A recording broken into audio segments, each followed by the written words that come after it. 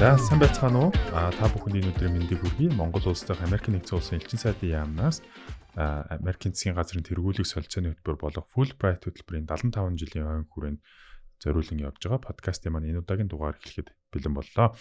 Өнөөдрийн маань дугаараар Fulbright-ийн оюутны хөтөлбөрийн оролцогч, хавдар судлалын үндэсний төвийн захирлын үргийг төр орлон гүйцэтгэгч, анагаах ухааны доктор, дэд профессор Эрдэнэхүү ахтай ярилцахаар студидтэй урьж авчаад байна. Бидний урилгыг хүлээж авсан их баярлалаа. За баярлалаа. За ингээ хоёулаа яриагаа эхлэхээс өмнө сонсогч нартаа бас хандаж хэлгээд хэрвээ та бүхэн Америк элчин сайдын яамнаас жил болгон явуулдаг тэтгэлэг хөтөлбөрүүдийн талаар мэдээлэл авахыг хүсэх юм бол MNC.US.Embassy.gov вебсайт болон Facebook, Twitter, Instagram дахь USM Mongolia гэсэн хаягийг бас дагаарай. За ингээд бидний урилгыг хүлээж авч өнөөдөр хүрэлцэн ирсэн Эрдэнэхүү ахтай маш их баярлалаа. Та өөрийгөө бас нэг яг сонсогчдод маань зориулаад нэг товч танилцуулахгүй. Намайг Насмаг Эрдэнэхүү гэдэг 2009 онд Fulbright-ийн тэтгэлэг аваад Georgia State University-д School of Public Health-д эрүүл мэндийн бодлого төлөлд зохион байгуулалтаар мастрын зэрэг хамгаалаад ирсэн. За тэгээд ер нь бол уг суурь хүний их эмч мэрэгчлээ. Хүний их мэрэгчлийн эрэ бол гэмтлийн эмч 2000 он хүртэл 1997-аас 2000 он хүртэл ажиллаж байсан. Тэгээ 2000 оноос хойш болохоор анагаахын шинжлэх ухааны үндэсний их сургууль, тухайн үеийн анагаах ухааны дээд сургуульд багшилж агаад. Тэгээд эрүүл мэндийн яамд төрийн захиргаа удирдлагын газар хүний нөөцийн эрүүл мэндийн салбарын хүний нөөцийн хөгжлийг хариуцсан мэрэгчлэлтэн гэж ажиллаж байгаа. Тэгээ Fulbright тэтгэлэг аваад байсан. Түүнээс хойш анагаахын шинжлэх ухааны их сургуульд сургуулийн бодлого зохицуулах газрын дараагаар мөн 2015 оноос хойш Монгол Япон сургуулийн эмнэлгийн буюу анх удаа Монгол улсад их сургуулийн эмнэлэг барих тэр төслийг удирдах жагаад 2019 оноос хойш хавдар судлалын үндэсний төвийн захирлын мөргийг төр орлон гүйцэтгэж ажиллаж байгаа. За эхнэр нэг хүүхдийн хамт амьдардаг. За их баярлалаа. Таны хувьд анх Fulbright хөтөлбөрийн талаар та 2000 оноос хойш багшилж ирсэн юм байна шүү дээ, тийм үү? Тэгээд яг хэдэн онд яг Fulbright хөтөлбөрийн талаар мэдчихсэн. Тэгээд яг энэ хөтөлбөрт одоо анх мэдээлэл аваад одоо өөрийгөө одоо яг хэр удаан бэлтжиж байгаад энэ хөтөлбөрт хамрагдчихсэн юм бэ? Тийм Fulbright-ийн тэтгэлгийн талаар ер нь бол залуу хүн чинь нэг тийм юутай байдаг штэ. Өсөл сонирхолтой гадаад дотоод явж шум сурыг олж мэдээ тийм ээ. Тэгээд тэгж явж явах замдаа өөрөө вебсайтаар ерөөхдөө мэдээллийг олж авсан. Америкийн нэгдсэн улсын элчин сайдын яамны мэдээлэл дээрээс. За тэгээд 2007 оноос хойш ерөөхдөө их идэвхтэй ажиллаж эхэлсэн. Одоо хайж бэлдэж эхэлсэн. Тэгээд 2009 онд тэтгэлэг авсан да. Таныг ингээд одоо эргээд харахаар яг Fulbright хөтөлбөрийн яг үнэт зүйл нь таны хувьд яг юунд байсан гэж боддог вэ? Тийм Fulbright-ийн тэтгэлгийн үнэт зүйл гэхээр өөрөө л Fulbright гэдэг нэр нь өөрөө юм байна л да. Тэгээд дэлхийн олон улс оронд Fulbright-ийн тэтгэлэг гэдэг бол асар том нэр хүнд бүхий хүмүүсийг одоо нэр хүнд бүхий хүмүүсийн нэг авсан байдаг. Энэ Fulbright-ийн тэтгэлгээр суралцсан гадаад дотоод оронд очиж өөрийн мэдлэгээ хуваалцсан энэ хүмүүс маань дэлхийд алдартай дандаа бүхий салбарт нийгмийн эрүүл мэнд, улс төр бүхий салбарт өөрийн хувь нэмрийг оруулж чадсан тийм хүмүүс байдаг учраас энэ Fulbright гэдэг нэрэнд ороод цугсан энэ хүмүүс нь өөрсдөө үнцэнтэй гэж би ойлгож байгаа. Тэгээд Fulbright-ийн тэтгэлгийг авсандаа бол асар их баярлж байсан. Асар их нэр хүнд. Тэгээд гадаад дотоод оронд хаанч явсан Fulbright-ийн тэтгэлгийг авсан гэхлээр хүмүүс бол одоо хандах шал өөр шүү дээ. Та бүхэн өөрсдөө мэдж байгаа. Тэгэхээр энэ нэр гэдэг Fulbright гэдэг нэр нь өөрөө л асар том үнц юм гэж. Fulbright-ийн одоо хөтөлбөрөөр хамрагддаг Fulbrighter гэхлээр бас яг зөвхөн Монголд үдийгүй бас олон улсад бас нэлээд нэр хүндтэй байдаг тийм юм уу тийм. Тэгээ таны хувьд одоо магадгүй Монголд буцаж ирээд Fulbright хөтөлбөртөө ячаад Монголд буцаж ирэхэд карьерт чинь одоо Fulbright хөтөлбөр хэрхэн нөлөөлсөн бэ? Та одоо түрүүн багш байж байгаа сүүлд бас илүү болоод төрийн ажил руу орсон юм шиг байна тийм. Яг багш хийгээд эхлээд нэг эмч хийгээд ажиллаж ах чинь юу штэ. Нэг хүний аймаа аврах гэдэг ингээд бид бүхэн эрдэмч бодлоо зориулаад ажиллаж байгаа. Дараа нь багш болохоор тэр мэрэгжлийг эзэмшиж байгаа хүмүүстэй бид нар илүү одоо сайн хүмүүсийг бэлдээ, илүү тийм олон мундаг эмч бэлдээ гэл ингээд ажиллаж байгаа. Гэхдээ л өөрийн хийжсэн судалгаа энэ тэрийг хараад ингээд үзэхлээр олон хүнийг эрүүл мэндийг сайн хамгаалахад нийгмийн эрүүл мэндийн талаас илүү тусалж болох юм байна. Илүү тэр нийгмийн эрүүл мэндийг гэдэг тал нь нэг хүний гэхээсээ илүү нийтийн эрүүл мэндийн талын асуудлыг хариуцдаг учраас энэ салбар руу харах юм байна гэдэг нийгмийн эрүүл мэндийг сонгож авчирсан л та. Тэгээ нийгмийн эрүүл мэндийн энэ чиглэл ерөөсөө анханасаа ингээ явж байхад нэг хүний цусан дотор байгаад байдаг юм шиг байна. Тэгээд тэгж явсаар байгаад Fulbright-а төгсөөд ирэхэд Fulbright өөрөө надаа нэг суралцах хугацаанд маш олон юм өгсөн байхгүй. Түүний дараа би чинь холбооны засгийн газрын CDC агентлагт ажиллаж байсан. Тэгээ энэ олон туршлага, энэ олон шинээр авч ирсэн мэдлэг, тэр мэдлгүүд маань ялангуяа сурах явцад 2 жилийн хугацаанд Fulbright-аар сурах явцад олон хүмүүстэй хамтран сурсан, олон хүмүүстэй туршлага солилцсон. Тэгээ Fulbright-ийн нэг суралцах үед чинь маш олон үйл ажиллагаануудыг Fulbright-аас зохион байгуулдаг шүү дээ. Тэгээд энэ тэнд очиод инноваторуудтай уулздаг, бус мундаг тэр амжилтанд хүрч байгаа болон бас бусад зүйлүүдийг ингээд сураад явдаг, ойлгоод явдаг, энтерпренерүүдтэй уулздаг гэх мэтчлийн энэ зүйлүүд маань ирээд надад маш олон санаанууд өгч ирсэн. Гэхдээ карьерт бол ерөөсөө л Fulbright-аар суралцаад энэ олж авсан туршлага, мэдлэгүүд маань улам одоо ахих, улам өөрөө өөртөө ихтэй байх, өөрийнхөө нөгөө зорилгыг илүү тодор харах тийм боломжийг олгосон. Тэрний тусын тулд өнөөдөр ч гэсэн одоо би өдөөд ингээд өөрийнхөө салбарт тодорхой зүйлүүдийг хийнэ гэж төлөвлөө тэрнийхээ төлөө явж байгаа. Та бас яг яриандаа дурдлаа шүү дээ. Ингээд өмнө нь магадгүй эмч байхдаа бол яг нэг хүний эрүүл мэнд дээр анхаарал ингээд ажилдаг байсан бол одоо илүү нийгмийн эрүүл мэндийн чиглэлээр сурах нь бас олон хүний те олон хүнд зэрэг ингээд туслах бодлого боловсруулахад бол илүү үүрэг ойролцоотой оролцсноо гэдэг тэгж байна. Тэгээ таны бас ажлын туршлагаас харахад маш олон газар ингээд өөр багшаас ахуулаад гэмтлийн эмч одоо болохоор ингээд халдвар судал дээр ингээд явж байна те хавдар судал дээр явж байна. Тэгэд эндээс ингээд харахад таны хувьд одоо хамгийн бахархдаг одоо таны салбар одоо ингээд ажил мэргэжлийн чинь хувьд одоо ингээд одоо яг тэр үед надад их гоё байсан. Эсвэл одоо магадгүй хамгийн одоо гоё үе дээр явж байна ч юм уу тэр төлөөсөө хаалцаач. Тэгээ амьдралын хамгийн чухал одоо цаг үед гэж байдаг л те моментууд гэж нэрлэдэг. Тухайн цаг үед маш олон цаг үед байгаа юм. Тэгтэл одоо миний амьдралд хамгийн түрүүнд бол хүний их эмчийн мэрэгжил эзэмшгэд анагаахын сургуульд тэнцсэн тэр цаг үе маань хамгийн түрүүнд хамгийн чухал үе байдаг. Үүний дараагаар би өөрөө багш хүн болж анагаах ухааны их сургуульд докторийн цол эзэмшиж байгаа тэр цаг үе маань бас байдаг. Үүний дараа бол Fulbright-ийн одоо мэрэгжлийн хувьд дандаа ярьж байгаа шүү дээ тийм ээ. Fulbright-ийн тэтгэлгийг авч Fulbrighter гэдэг нэрийг энэ олон хүндтэй хүмүүсийн дунд одоо Fulbright-ийн тэтгэлгийг авсан тийм хүн болж тэдний гинэнд элсэх болсон.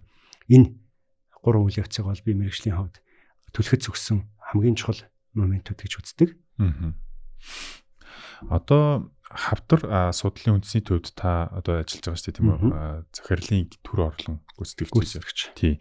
Хавдар судлалын үндэсний төв хавдрыг яг эрт үед нийлрүүлэх, амьлгийн тусламж үйлчилгээний чанар хүртээмжийг сайжруулахаар одоо зорж ажилладаг гэж ойлгодог байгууллага тийм. Тийм. Тэгээд танахаас яг сүүлийн үед явуулж буй эсвэл одоо хийхээр төлөвлөж байгаа төсөл хөтөлбөрүүд судалгаа зэрэгээс одоо манай яг сонсогчдод одоо мэдээллийн чанартайгаар хүргэнэ гэвэл та. Тэгээ яг энэ дээр л миний давуу тал гарч ирж байгаа юм л да. Ямар давуу тал вэ гэхээр бид бүхэн хавдар судлалын үндэсний төвийг ерөнхийдөө эмнэлгийн тусламж үйлчлэгээр илүү чиглээд ажиллаад байгаа юм. Тэгэхээр юу вэ гэхээр эмнэлэгт өвдөд ирсэн хүмүүсийн тусламж үйлчлэгээний чанарыг дээшлүүлэх нь 100 хэрэг боловч өвдөд ирэхээс өмнөх буюу урьдчилан сэргийлэх, эрт сэргийлэх, эрт илрүүлэх гэсэн нийгмийн эрүүл мэндийн энэ асуудлуудыг олон жил ярьж байгаа боловч үр дүнд хүргэж чадахгүй байгаа энэ асуудлыг шийтгэл хавдар судлалын үндэсний төвийн ойрын зорилт болчиход байгаа юм. Тийм ч учраас хавдар судлалын үндэсний төвд одоо Их Британий Белфаст их сургуультай хамтраад 2 төсөл хэрэгжүүлж байна. Энэ нь юу гэхээр аймаг дүүргүүд дээр эрт илрүүлэг ялангуяа умаа хүзүүний хавдрын эрт илрүүлэг хэрхэн явуулах вэ? Дээр нь HPV вакциныг эрт урьдчилан сэргийлэх зорилгоор эрт наснд нь хийхэд хөдөө орон нутаг болон Монголд яаж хийх вэ гэсэн одоо боломжийг судлах, тэрний аргачлалыг тодруулах гэсэн ийм 2 төрлийн судалгаа явуулж байна. Үүнээс гадна бид нэр хөхний төв саяхан байгуулсан.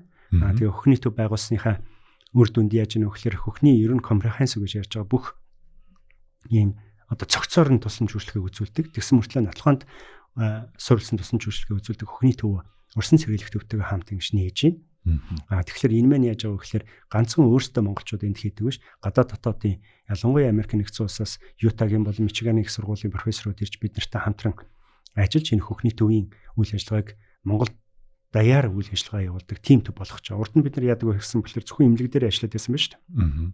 Одоо тэгвэл бид нар хэрвээ төвл юм бол тэр төвийн үйл ажиллагаа одоо жишээл хөхний төвийн үйл ажиллагаа гэхэд бусад аймагуудтай, бусад дүүргүүдтэй чиглэсэн тэдгээрээ хүмүүсээ сургадаг, нэг гайдлайнаар явдаг.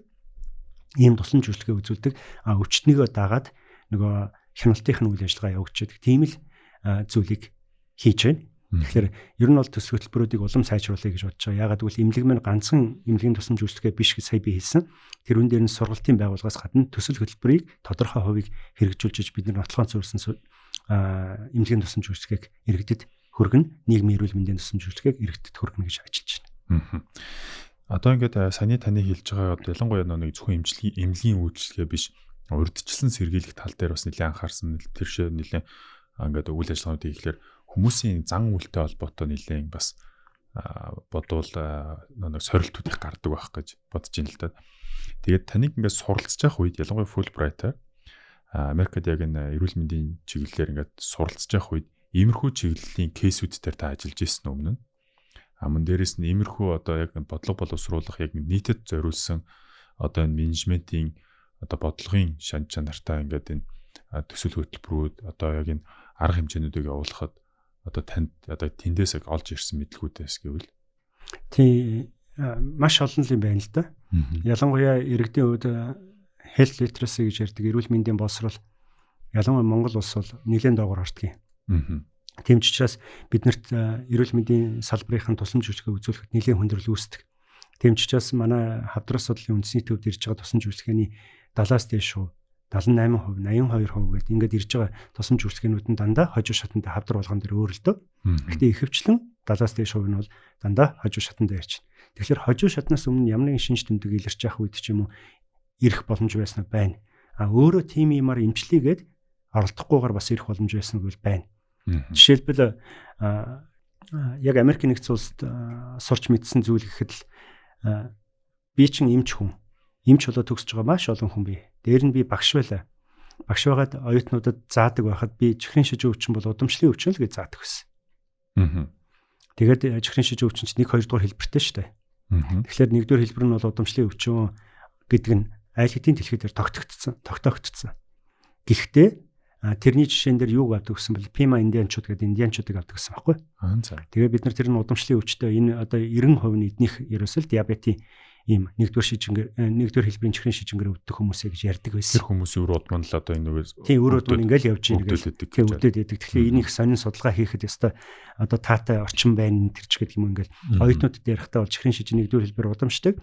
Америкт байдаг тэр Пима индианчууд бол ийм л өвчтэй хүмүүс цаанаасаа төрөхтэй юм байсан л гэж ярьдаг байлаа.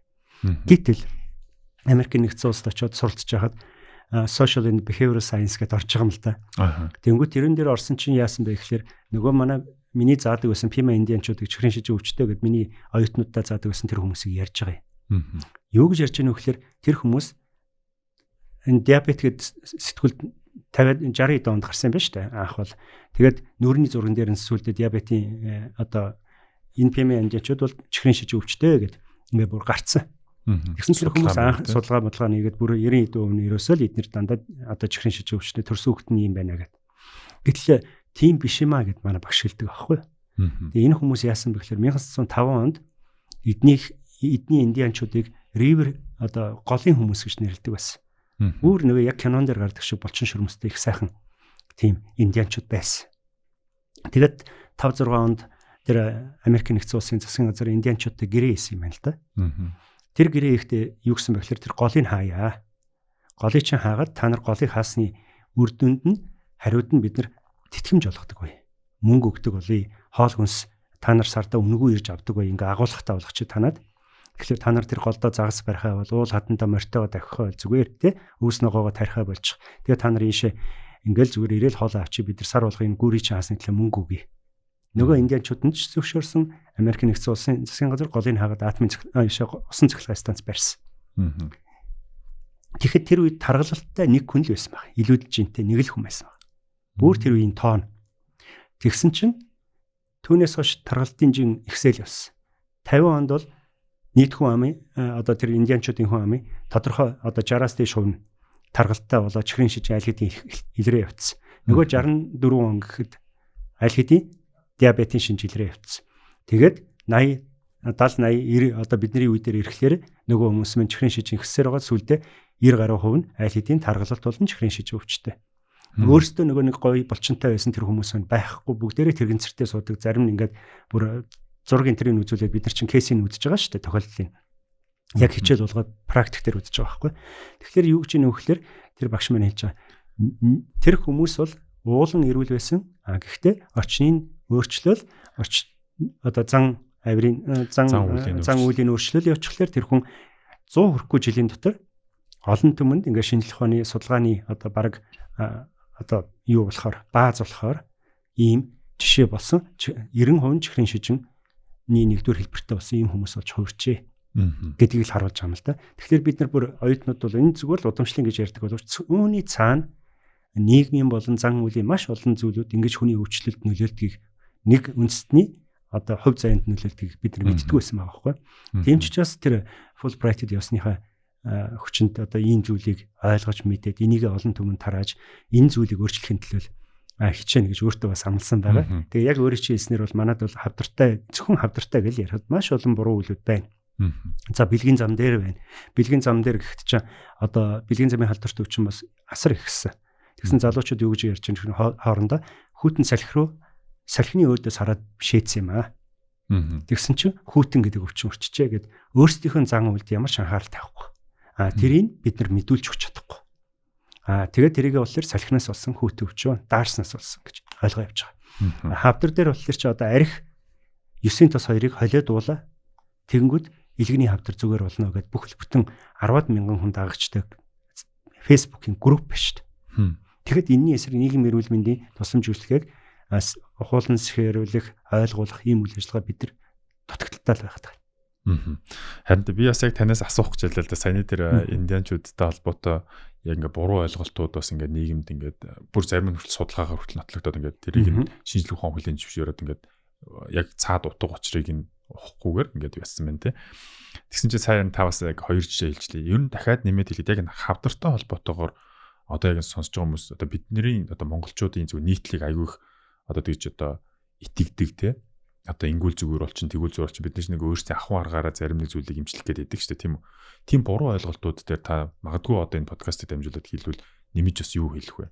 Одоо уламжлалтын имжлэг байна. Нийний үлгэхэд уламжлалтын имжлэг бол тодорхой одоо удаан явцтай тийм ээ. Бодисын солилцооны эмгэгүүдүүд бол маш сайн.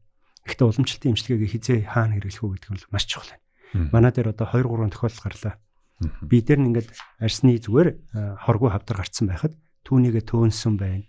За зарим хавдар дээр бүр гаднаас ингээд төөнж одоо хануур шивнүүр хийсэн ч байх шиг. Ингээд төөнүүр хийснээсээ болоод зүгээр фиброма гэдэг одоо хоргүй хавдрын байсан бол фиброкарцинома болж тодорхой хугацааны дараа ховрээд ирж байна. Манайхан болохоор онцлоод энэ бол хоргүй хавдар байна гэдэг нь аль хэдийн эдийн баталгаагаар баталсан. За гайгүй байна гэдэг нөгөө үнийг явуулчихлаар нөгөө хүн маань өөрөө эмчилгээ хийн. Одоо бидэнд итгэдэггүй ч юм уу ингэж явж хагаад төөнөр гэж халуун юмар нөгөө зүгээр байсан хавдрыг эсүүдийг төөнөөд тэгээд тэрийг мутацид оруулдаг ч юм уу тэгээд фиброкарцином байдлын хувиргаад оруулсан ийм тохиолдлууд байна. За тийм. Тэгэхээр одоо жишээлбэл төөнөр уламжлалт эмчилгээгээ та хэллээ шүү дээ тийм үү? Тэгэхээр за юмыг яаж мэдэх вэ? Одоо ямар нэгэн байдлаар монголчуудад хамгийн нийтлэг тохиолддог хавдруудыг таны хувьд одоо танд бол одоо бодвол нэлээд тоо баримтууд байгаа тийм. Тэгэхээр тэрний дагуу хамгийн их тохиолддог хавдруудын төрөл нь юу юм? Тэгээд тэрнээс хамгаалахын тулд одоо хүмүүс одоо аль насандаа ч юм уу эсвэл жилдээ нэг удаа ч юм уу 2 жилдээ тэдэн удаа ч юм уу ийм шинжилгээнүүд өгөх тийм ямар шинжилгээнүүд байна? Өөрөө өөрчлөн сэргийлэх ямар арга хэмжээнүүд байж болох вэ? Та тэр тал дээр нэг зөвлөөч. Тийм. Ер нь бол эрүүл мэндийн яам, эрүүл мэндийн даатгалын ерөнхий газар тэгээд хавдар судлалын үндэсний төвөөс бол тодорхой товлолт жилүүдийг наснуудыг гаргацсан байдаг л да. Тэр нь болохоор эрэгтэй эмэгтэй бас янз бүр. За эмэгтэйд гэхэд жишээл умаа үзүүний хавдрыг яриа л да. Умаа үзүүний хавдар гэхэд чинь бол ер нь бол умаа үзүүний хавдрын шалтгаан human одоо papilloma virus буюу HPV гэж байна. Тэр HPV вирусыг хүн хэдэд авдаг юм бэ гэхээр ерөөдөө залуу насны үед л авчиж байгаа юм л да. Нэг 20-од наснаас ахвал бэлгийн харьцаанд орсон үеэс эхлээд. Тэгээ бэлгийн харьцаанд орсон үеэс авчихлаарэ яаж авчих нь вэ гэхээр бэлгийн замаар л авчих. Эрэгтэйчүүд нэх анзаардгүй тэрийг. Тэгээ дамжуулагч болоод амьдраад байдаг. Хамгийн гол нөгөө хохироод байгаа хүмүүс нэмэгтэйчүүд байхгүй. Тэгэхээр тэр эмэгтэйчүүд маань явахлаар тодорхой вирусын хугацаанд тээж явахт нөгөө вирус маань тэр хөхлөгт вирус маань умаан хүзүүний эдийг шархлуулж эхэлдэг. Тэгээ умаан хүзүүний эдийг шархлуулаад ингээд тодорхой нэг 10 жил өнгөрөөд 30 нас хүрнэ шүү дээ. 30 нас хүрээд ирэнгүүт нөгөө шархлуулж гэмтсэн эс маань мутацид ороод өөрчлөгдөөд хавдрын хэлбэр рүү орж эхэлдэг байхгүй.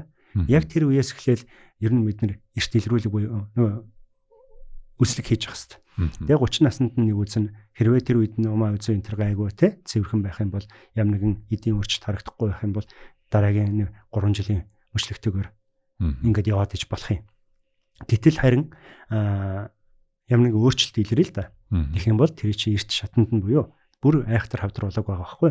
Эсийн төвшнгөөс нь HPV вирусыг илрүүлээл тэрэн дотор HPV одоо эрт илрүүлэгт илэрчих юм бол тэрийг EDS-с нь бүр шинжилгээ аваад за одоохондоо хавдартай нь хавдаргүй байна ингээд тодорхойлчих. Тэгэхээр эрсдэл бүлэг нь бол HPV-ийн халдварыг авсан хүмүүс харин тэр эрсдэл бүлгээс хавдартай болсон хүмүүс байна уу гэд тэрийгэ тодорхойлоод эсийн шинжилгээгээр илэрцнийг эмчилгээндээ эрт илрүүлээд эмчилгээндээ хамруулаа явуучих юм бол бид нар шууд умаа хүзүүний хавдрыг эрт илрүүлчих болцоотой тэгээд улмаар одоо survival гэж ярьдаг штэ.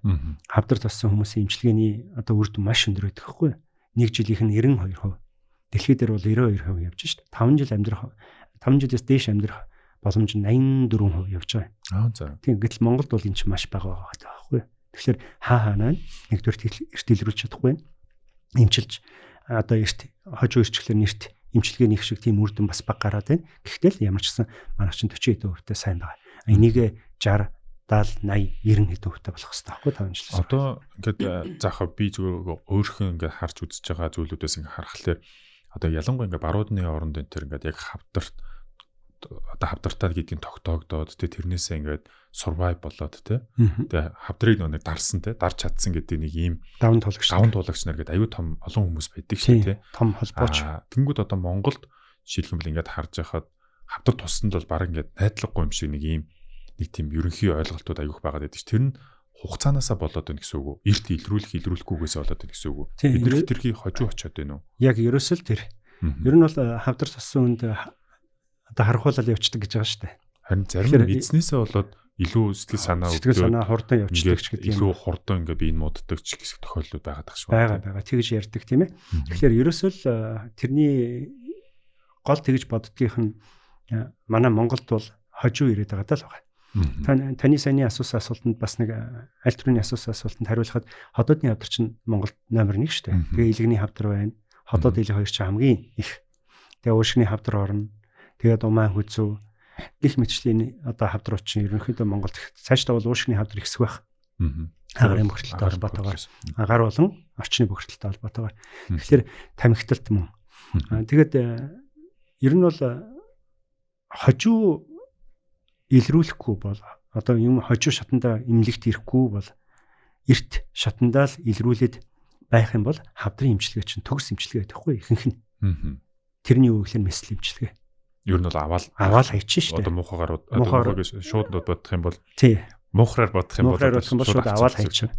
Авч хаяхтаа бас учиртай шүү дээ. Одоо хавдрын эсмэс нь займаг нь тодорхой тооцож байгаа. Энэ тэнд нь болчихраатай тарахчууд арахгүй гэл түүж мөн гэдэг маш их хэцүү ажил байна. Гэвтэл мэсэл эмчилгээ бол хамгийн төгс эмчилгээ байхгүй. За тэгээд сүүлийн үед бол юу болчих вэ гэхээр заавал мэсэл эмчилгээ ирэхгүйгээр туяа эмчилгээгээр эмчилдэг эмчнүүд гараад хавдрууд байна. Орчин үеийнхэн чинь бас дан хиймээрээ явахад үр дүнтэй байна гэж байна. Хийм мэсэл 2-оо нийлүүлээд хийм туяа 2-оо нийлүүлээ явахад үр дүнтэй гэдэг маш олон юм шинжлэх ухааны аргачлалууд гараад ирсэн. Энийг ашиглах болцвол Монгол улсад бий. Хамгийн гол нь бидний нөгөө тал нь юу гэхээр нийгмийн эрүүл мэндийн талаас, эрт илрүүлэх талаас, өрсөн сэргээлт талаас л маш муу байна. Ялангуяа эрүүл мэндийн боловсрол гэдгийг иргэдэд болон мөн эрүүл мэндийн салбарын хоёр маань хоёулаа аль алиндаа бас одоо анхаарахгүй болохоо болчиход байна л да. Ирчүүдийн хувьд та түрүүн эмэгтэй хүмүүсийн хувьд одоо хэлж 30 нас бол одоо хамгийн ихний одоо анхны одоо ингээ өөрийгөө бас сайн шалгаж авах хэрэгтэй насуудаа нэгээ те. Ирчүүдийн хувьд ямар хуу хавдар хамгийн түгээмэл байна. Дээрээс нь хэдэн наснаас эхэлж өөрсдийгөө одоо шалгуулах хэрэгтэй гэж. Ер нь элэг ходоод. Элэг ходоод. Тэгээ ходоодны хавдар бол ерөнхийдөө бид нар 40 наснаас гэдэг ингээд хэлчихэж байгаа ирчүүдийн хувьд бол эрт илрүүлэх тийм 40 наснаас жилдээ нэг дуранд орж тийм ээ. Жилд нэг удаа дуранд орчих.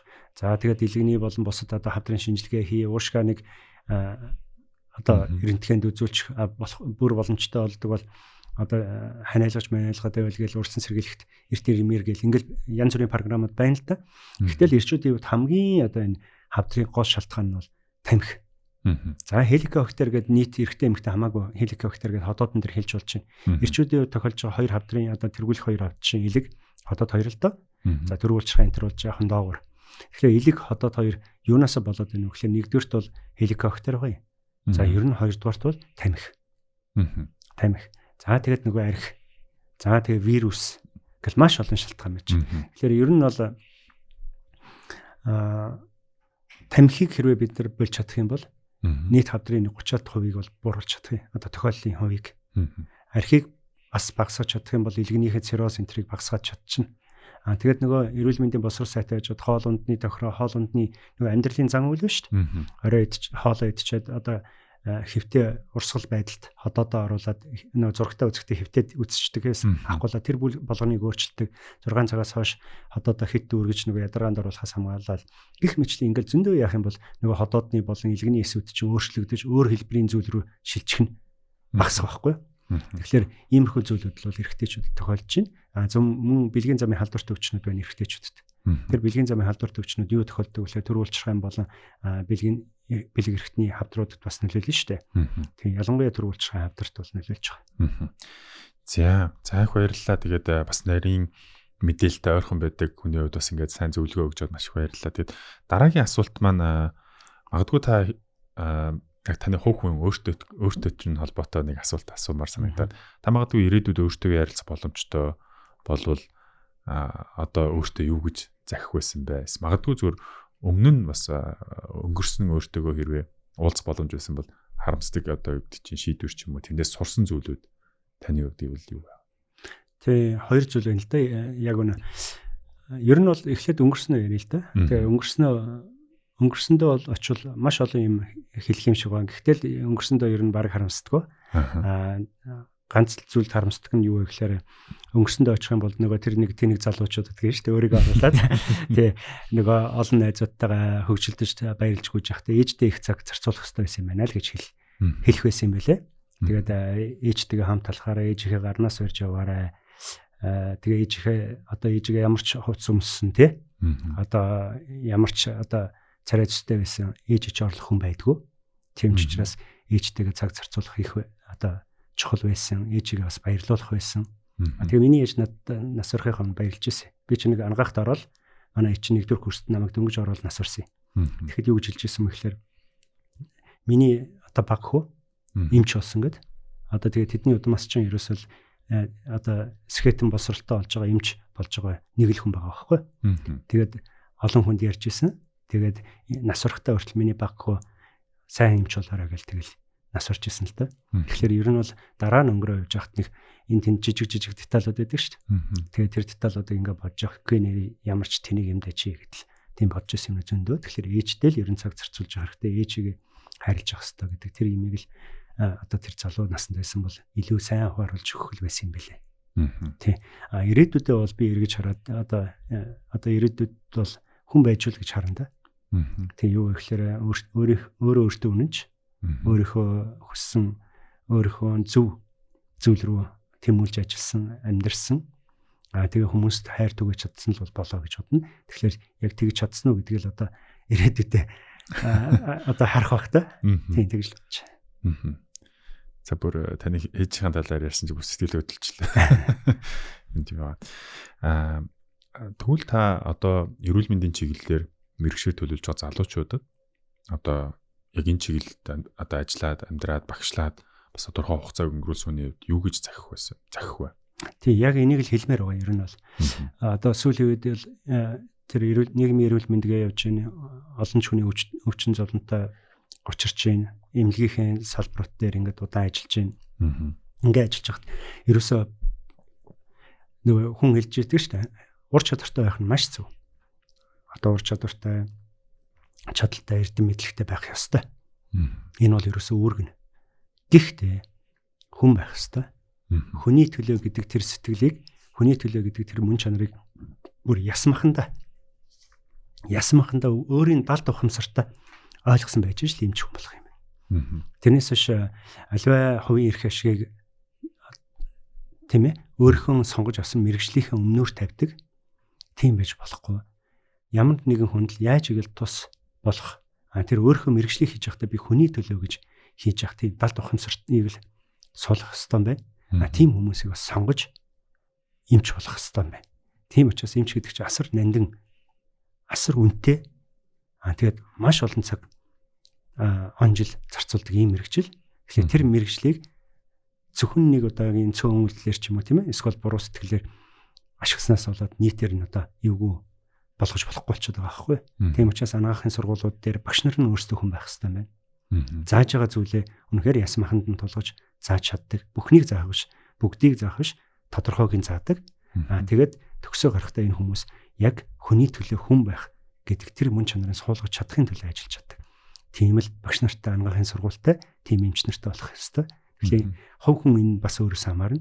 Хэрвээ би тийм сэтгэлтэй хүний төлөө би ажиллаж чадна гэж бодож байгаа тийм л хүн байх юм бол эмч болоорой л гэж хэлнэ. Нийгмийн эрүүл мэндийн салбарт бас нилээд нь ороорой гэж хэлнэ. Нийгмийн эрүүл мэндийн салбарыг бас эмч болгон ойлгохгүй л дээ. Тэр чинь хоёр шал өөр зүйл. Нэг нь бол мэдээж менежмент талаасаа илүү бодлого талаасаа тий. Нөгөөх нь бол яг хүний гардан эд эрхтэнтэй өвчнөтэй тулдаг. Гэхдээ бас хоёулаа сэтгэл нэг зүйлээр холбогдож байгаа нь хүний төлөө гэсэн нийгмийн эрүүл мэндийн төлөө хүний төлөө гэсэн зүйлээр холбогдож байгаа.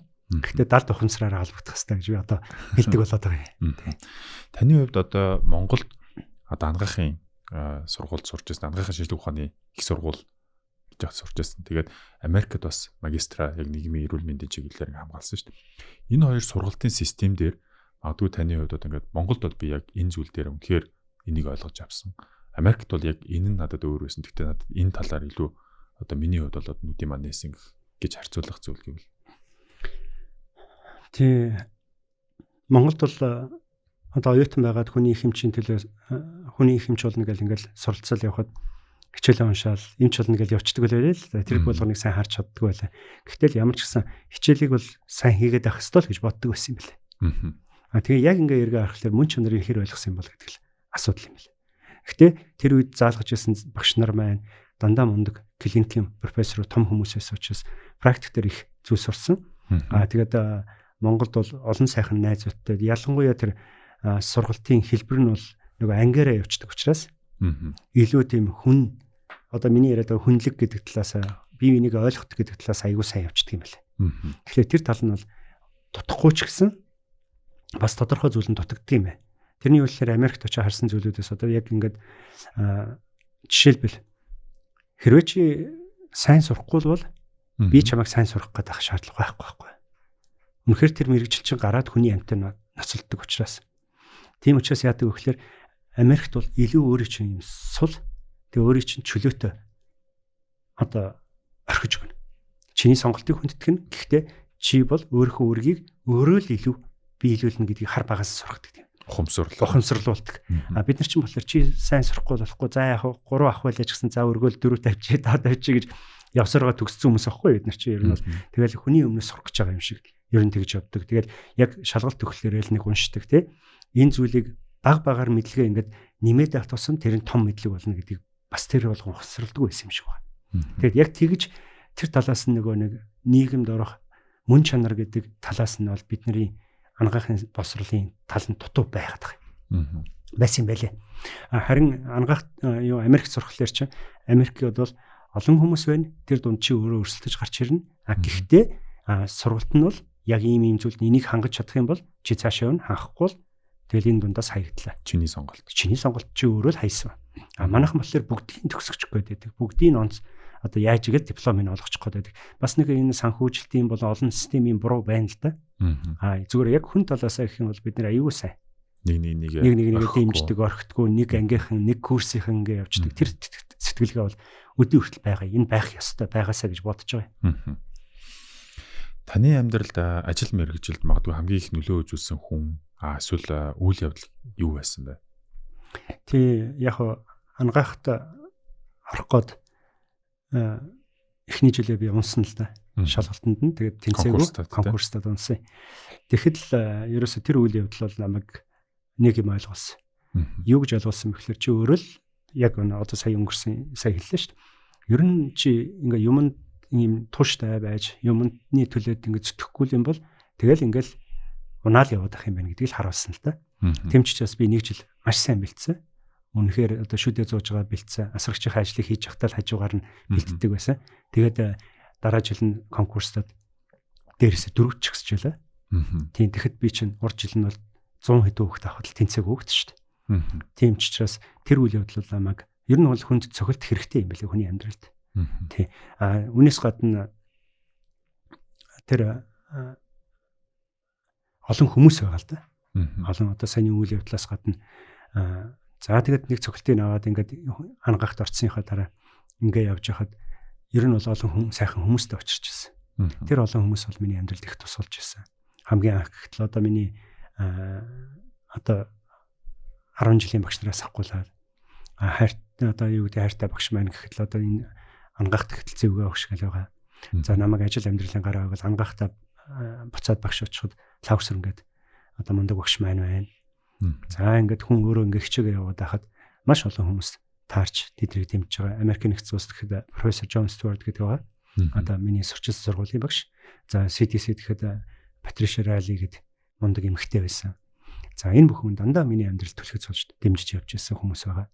За тэгээд ажил амьдрал дээр ингээ гараад маш олон багш одоо маш олон найз нөхөд залуучууд байна. За гих мэтчлэн одоо олон хүмүүс байгаа л да.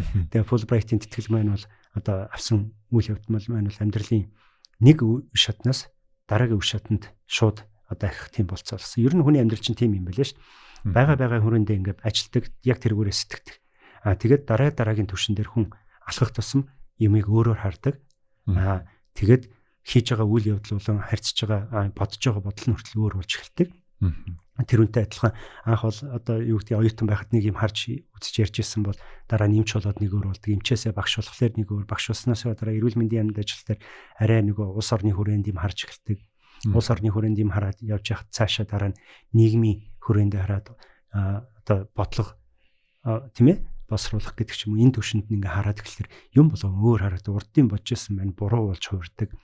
Зарим нь тэгэхээр нэрэл түлхэц болцсон ийм үйл явдал байж гэж ингээ бодохоор боддөг юм байлээ. Тэгээд ер нь бол одоо түлхэц болсон хамгийн том юм одоо үйл явдлууд гэвэл тэр л байна та. Ангахт унсан. Дараа нь Fulbright-ийн тэтгэлгийг авсан. Мөн сайхан хүмүүстэй очирсан тэр бүх моментууд л байна. Харин саний таны хэлсэн дээрээс хүний амьдрал цохилт хэрэгтэй байдаг юм байна гэдгийг бас нэлээд юунд бууж ин тэ хүмүүст бас нэрээ бас тэгдэг тийм ч үж магадгүй шүү гэж бодогдлоо. Тийм хэрэгтэй байдаг юм байлээ. За ингээд ерөөхдөө миний бэлдсэн асуултууд бол энэ хүрээд одоо ингээд танаас өнөөдөр ингээд асуултуудаа бэлдсэн байгаа юм. Тэгээд бас өөрийнхөө талаар илэн талангууд ингээд өөрийнхөө туршлагыг бас хуваалцсан их баярлалаа. Тэгээд таны хувьд магадгүй өөрөөс ч асуугаасаа гэж бодож ирсэн асуултууд байгаа юу? Магадгүй та энэ одоо подкастын хөтлөгч байсан бол юу гэж асуух байсан бэ? Тий яг асуулт алгаа зүгээр ганц хоёр хэлэх юм байна.